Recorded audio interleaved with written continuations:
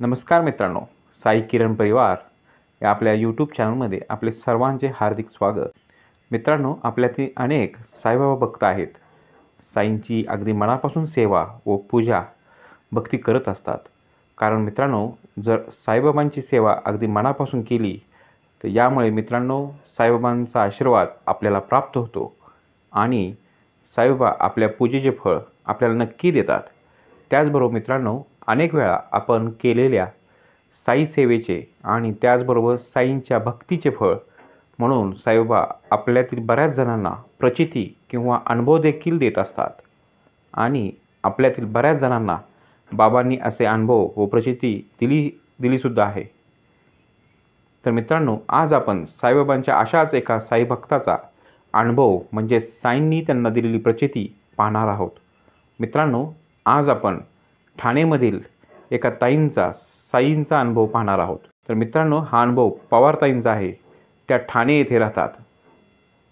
त्यांचा हा साई अनुभव सांगत असताना ते आपल्याला म्हणतात की मी व माझे पती आणि माझा मुलगा असे आम्ही तिघेजण ठाणे इथल्या आमच्या घरामध्ये राहतो आणि त्याचबरोबर मला आधीपासून साईंची सेवा करण्याची आवड होती. म्हणून दररोज छोटीशी का होईना पण मी साई सेवा नेहमी करत असते. माझा जो मुलगा आहे तो लहानपणापासून खूप हुशार आणि अभ्यासू होता. म्हणून आम्ही त्याला एक मोठा ऑफिसर किंवा अधिकारी बनवायचे ठरवले होते. त्याच अनुषंगाने तो गेली अनेक वर्ष अधिकारी आणि मोठ्या पदाचा परीक्षा देत होता. तो गेल्या 7 ते 8 वर्षापासून स्पर्धा परीक्षा देत होता. त्याचबरोबर ज्याही अधिकारी किंवा मोठ्या पदाच्या परीक्षा येत असत खूप प्रयत्न करत होता, परंतु प्रत्येक वेळी त्याला अपयशच मिळत होते. कधी इंटरव्ह्यूमध्ये तर कधी कमी मार्क. त्याचबरोबर काही वेळा तांत्रिक गोष्टीमुळे त्याच्या या कामामध्ये वारंवार अडचणी येत होत्या. तो अभ्यासात आधीपासून खूप हुशार होता, परंतु अशा काही छोट्या छोट्या गोष्टीमुळे त्याचे जे मोठा अधिकारी होण्याचे किंवा मोठ्या पदावर काम करण्याची इच्छा होती ती कायम अपूर्ण राहत होती. दिवसरात्र या गोष्टीची मला काळजी लागली होती. तो वारंवार प्रयत्न करत होता. त्यांनी हार मानली नव्हती, परंतु मलाच आतून कसं तरी वाटत होते. मला त्याची खूप काळजी व चिंता वाटत होती. एके दिवशी मी आमच्या जवळच्या साई मंदिरात गेले. तिथे गेल्यावर तिथे असणाऱ्या महाराजांना मी याबद्दल सर्व गोष्टी सांगितल्या आणि याबद्दल काहीतरी साईंची सेवा मला द्या असा मी त्यांना आग्रह केला. त्यानंतर त्या महाराजांनी मला साईबाबांचे 9 गुरुवार व्रत करण्याचे सांगितले. ते मला म्हणाले, साईबाबांचे 9 गुरुवारचे व्रत केल्यामुळे अनेक साईभक्तांना त्याचा लाभ झालेला आहे. त्याचबरोबर अनेकांची स्वप्ने यामुळे पूर्ण झाली आहेत. तर तुम्ही तुमच्या मुलांसाठी ही साई सेवा नक्की करून पहा. तुम्हाला नक्कीच याचा अनुभव सकारात्मक अनुभव येईल. तिथून पुढे मी बाबांचे 9 गुरुवारचे व्रत करण्याचा निर्णय घेतला. बाबांचे 9 गुरुवारचे व्रत करण्याचा संकल्प मी केला. त्यानंतर लगेच गुरुवारच्या व्रताला सुरुवात केली.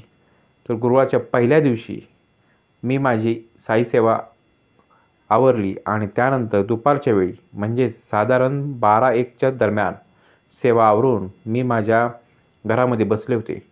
आमच्या घरामध्ये 2 ते 3 ब्राह्मण महाराजांनी प्रवेश केला. त्यांना पाहून मला आश्चर्य वाटले, कारण हे जे महाराज होते ते गेली 2-3 वर्षापूर्वी आठवड्यातनं किंवा महिन्यातून एकदा तरी आमच्या घरामध्ये यायचे आणि भिक्षा मागायचे, परंतु गेली 2-3 वर्ष ते आमच्या घरामध्ये आलेच नव्हते. माझ्या मनामध्ये क्षणात विचार आला की आपण साईंचे जे गुरुवारचे व्रत करण्याचा निर्णय घेतला आहे तो योग्य आहे. हा छोटासा साईंचा अनुभव आपल्याला मिळालेला आहे असा विचार माझ्या मनामध्ये येऊन गेला. त्यानंतर मी त्या महाराजांना भिक्षा वाढली. त्यांचा पाहुणचार व्यवस्थित करून त्यांना परत पाठवून दिले. अशा पद्धतीने पहिला गुरुवार हा अनुभव मला आला. त्यानंतर दुसऱ्या गुरुवार दिवशी मी घराच्या बाहेर संध्याकाळच्या वेळी बसले होते. त्यातच समोरून 2 बायका जात होत्या. त्यामध्ये एक सासू आणि एक सून होती. त्या माझ्या ओळखीच्या होत्या, म्हणजेच आमच्या घराच्या जवळच होत्या. म्हणून मी त्यांना हाक मारली. घरामध्ये या असा आग्रह केला. त्यांना घरात बोलवल्यानंतर मी व्यवस्थितपणे पाहुणचार केला. त्यानंतर त्यामधील जी सून होती ती माझ्या देवघराकडे बघत मला म्हणाली की तुम्हीही साईबाबांची सेवा करत आहात. मी तर गेली खूप वर्षापासून बाबांची सेवा करते. साईंच्या कृपेमुळे आमच्या घरामध्ये काहीही कमी नाही. आमचा संसार हा साईंच्या आशीर्वादाने खूप चांगला चालला आहे. हे ऐकल्यावर मला क्षणाभराची खूप प्रसन्न वाटले. बाबांची सेवा आपल्यासारखे अनेक लोक करत आहेत, त्यामुळे त्यांना फायदा झालेला आहे. हे ऐकल्यावर मला खूप बरं वाटलं. तर अशा पद्धतीने असे हे माझे 2 गुरुवार चांगल्या रीतीने संपन्न झाले.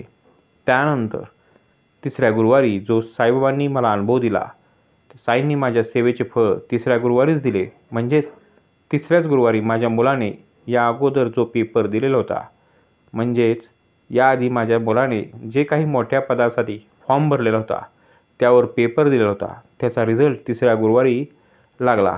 त्याला जिल्हा अधिकारीच्या ऑफिसमध्ये मोठे अधिकाऱ्याचे पद मिळाले होते. आता माझ्या मुलाचे स्वप्न पूर्ण झाले होते. तर अशा पद्धतीने साईंनी मला माझ्या तिसऱ्या गुरुवारी माझ्या सेवेचे फळ मला दिले. मला जो अनुभव आला तो तुम्हाला सुद्धा येवो ही साईबाबांचरणी प्रार्थना. ओम साईराम. शेवटी एकच सांगेन, साईबाबा पर भरोसा और विश्वास रखिए, चमत्कार होगा. बोलो साईनाथ महाराज की जय. ओम साईराम.